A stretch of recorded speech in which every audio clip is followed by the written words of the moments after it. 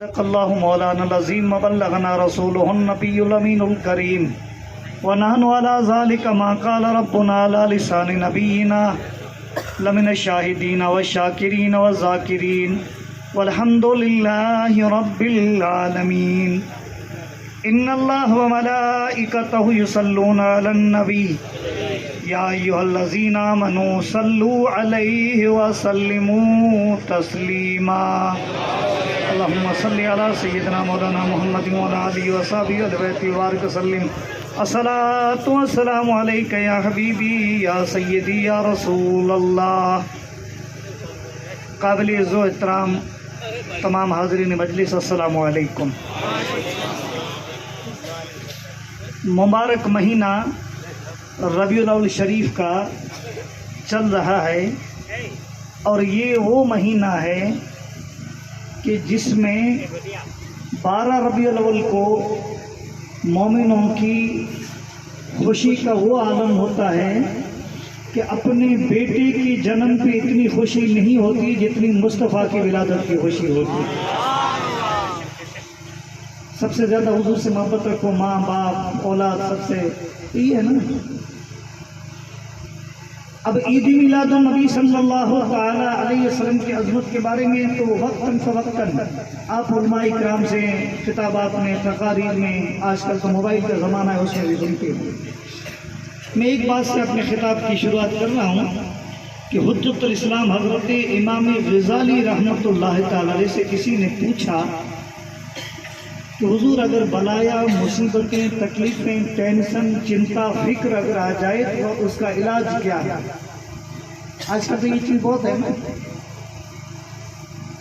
اگر بلایا، مصیبتیں، تکلیفیں، رنج و غم آ جائے تو اس کا علاج کیا ہے؟ تو امام غزالی نے فرمایا کہ میرا تجربہ یہ ہے کہ 2 چیزیں اگر انسان اختیار کر لے تو تمام رنج و غم دور ہو جاتے ہیں۔ سوال کرنے والے نے پوچھا کہ وہ 2 چیزیں کیا ہیں؟ کہا پہلی چیز یہ ہے کہ حضور پہ درود شریف زیادہ سے زیادہ پڑھا کرے، اور دوسرا علاج یہ ہے کہ حضور علیہ السلام کی سیرت کا بیان سنے اور سب کو سنائے۔ حضور کی سیرت کا بیان سنے اور سب کو سنائے۔ تو عید میلاد النبی میں جو محفلیں ہوتی ہیں نا، اس میں یہ 2 ہی چیزیں ہوتی ہیں، اور ہمارے سنیوں کے رنج اور غم دور کرنے کا علاج ہے، اس کا علاج ہے۔ تو ظاہر بات ہے کوئی بیماری ہوگی تو انسان تو علاج تو اختیار کرے گا نا۔ تو ہم مریض ہیں، اور ہمارے لیے سب سے بڑھ کر علاج یہ ہے کہ ہم حضور کی میلادیں پڑھیں، پڑھائیں، سنیں، سنائیں۔ حضور کی میلاد جو 12 ربیع الاول شریف کو ہوتی ہے، اس میں سیرت مصطفیٰ، صورت مصطفیٰ، حضور کی کردار، افعال، سفر و حضر کا بیان کیا جاتا ہے۔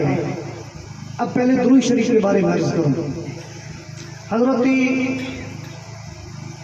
امام احمد بن حنبل سے کسی نے پوچھا کہ اگر کوئی بندہ خدا کا قرب حاصل کرنا چاہے تو کس طرح سے مل سکتا ہے؟ اللہ کے قریب جانا چاہیے، حالانکہ رب تو ہم سے قریب ہے نا، نحن اقرب الیکم بحبل الورید، ہمارے یہ شعر ہے اس سے بھی زیادہ رب قریب ہے، لیکن ہم اس سے دور ہیں۔ اگر کوئی بندہ خدا کا قرب حاصل کرنا چاہے تو کیا کرے؟ تو امام احمد بن حنبل فرماتے ہیں کہ میں نے خواب میں اللہ کے نور کو دیکھا۔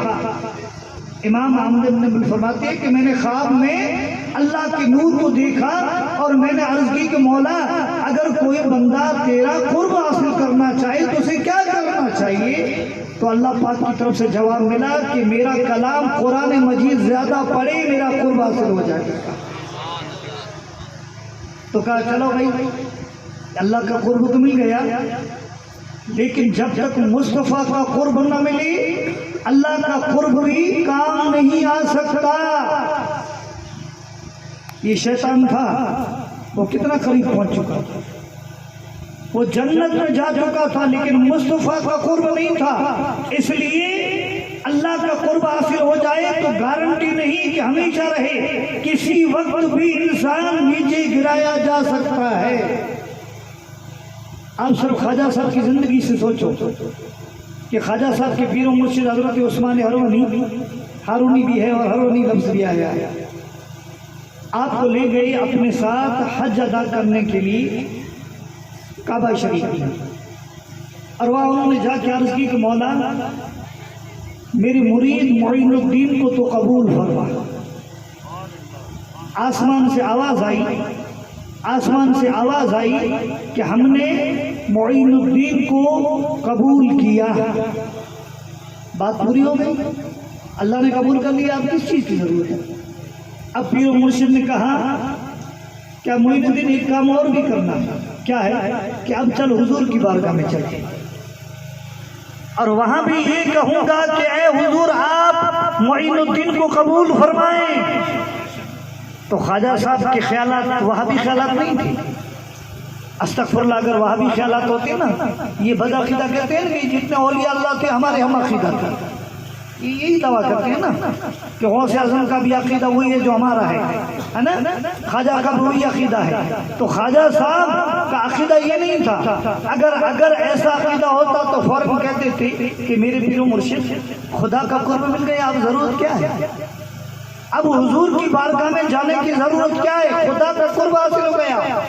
کہا چلو مدینے پاک پہنچی، پہلے گئے مکہ شریف، بعد میں مدینے، اور پھر حضور کی بارگاہ میں عرض کی کہ یا رسول اللہ میرے مرید معین الدین کو خدا نے تو قبول فرما لیا ہے، اب آپ بھی نگاہ کرم فرماؤ اور معین الدین کو قبول فرما لو۔ گنبد خضرا سے آواز آئی کہ ہم نے معین الدین کو قبول کر لیا۔ تو معلوم یہ ہوا کہ صرف خدا کا قرب چل نہیں سکتا، صرف خدا کا قرب چل نہیں سکتا، اس میں کوئی گارنٹی نہیں کہ ایمان پہ خاتمہ ہو۔ حضرت خواجہ صاحب شیطان کی تعریف پڑھ چکے تھے، انہیں معلوم تھا کہ خدا کا قرب کام نہیں آ سکتا، اگر خدا کا قرب ہو اور اس کی سند مل جائے، سرٹی مل جائے، اور اس سند پر اگر مصطفیٰ کی مہر نہ ہو تو کسی وقت یہ سند پھاڑی بھی جا سکتی ہے، کس وقت رد بھی ہو سکتی ہے۔ اس لیے ضروری یہ ہے کہ خدا کی قرب کی سند پہ مصطفیٰ کی مہر بھی ہونی چاہیے۔ تو حضور پہ زیادہ سے زیادہ درود پڑے تو کیا ہوتا ہے، اس سے یہ فائدہ کہ مصطفیٰ کا قرب حاصل ہوتا ہے۔ ایسے تو حضور بھی قریب ہیں، النبی اولا بالمومنین من، حضرت شاہ عبدالحق محدث دہلوی رحمۃ اللہ تعالیٰ نے بہت بڑے بزرگ ہیں، اور یہ وہ بزرگ ہیں جو مسلمہ بزرگ ہیں، جن کو اہل حدیث بھی مانتے ہیں، جن کو وہابی بھی مانتے ہیں، جن کو مودودی بھی مانتے ہیں، اور بریلی بھی مانتے ہیں، سب مانتے ہیں شاہ عبدالحق محدث دہلوی رحمۃ اللہ علیہ کو۔ اور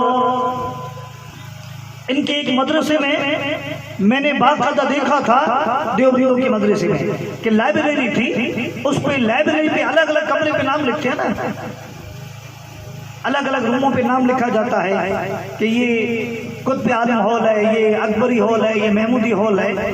تو ان کی لائبریری پہ لکھا ہوا تھا کہ شاہ عبدالحق محدث دہلوی لائبریری، تو معلوم یہ ہوا کہ یہ بھی مانتے ہیں نا، ورنہ لائبریری پہ کیسے لکھتے۔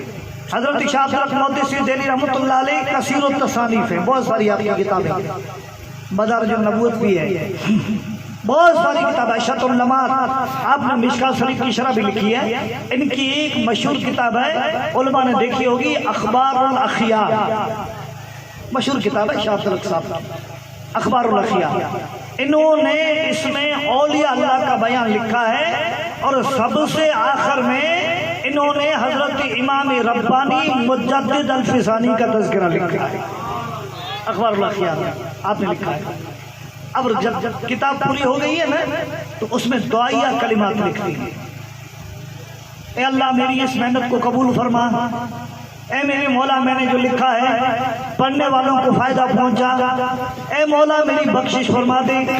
اور کیا لکھتے ہیں اس میں کہ مولا میرے پاس کوئی زیادہ نیک اعمال نہیں کہ جن کا میں وسیلہ پیش کروں، جن کا میں وسیلہ پیش کروں، زیادہ اعمال نہیں ہے کہ جس کے ذریعے تیری بارگاہ میں مغفرت کا حقدار ہو جاؤں۔ بس میرے پاس ایک نیک عمل ہے، مجھے یقین ہے کہ اس نیک عمل کے صدقے سے تو مجھے بخش دے گا۔ پھر لکھتے ہیں کہ مولا وہ نیک عمل یہ ہے کہ میں کھڑے کھڑے صلاۃ و سلام پڑھتا ہوں۔ یہ کون لکھتے ہیں؟ حضرت شاہ ترک مودودی دہلوی رحمۃ اللہ علیہ، جن کو ماننے والے کھڑے کھڑے صلاۃ و سلام پہ کفر کا فتویٰ دیتے ہیں کہ میں کھڑے کھڑے حضور پہ درود و سلام پیش کرتا ہوں۔ یہ دیوبندیوں کے پیر و مرشد شاہ امداد اللہ دیوبندی صاحب، نام سنا ہوگا تم نے؟ ان کی کتاب ہے ہفتہ مسائل، آج بھی ہے، دیوبندی بھی پڑھتے ہیں۔ اس میں کسی نے سوال کیا حضور یہ کھڑے کھڑے صلاۃ و سلام پڑھنا جائز کہ ناجائز؟ انہوں نے کہا بھئی جائز ناجائز والی بات تو چھوڑو، میں تو جب بھی سلامی میں کھڑا ہوتا ہوں تو اتنا ذوق آتا ہے کہ بیٹھنے کو جی نہیں چاہتا۔ اور ایک بار تو ایسا ہوا کہ کھڑے کھڑے صلاۃ و سلام پڑھ رہے تھے سب، میں بھی تھا، اور سلامی پوری ہو گئی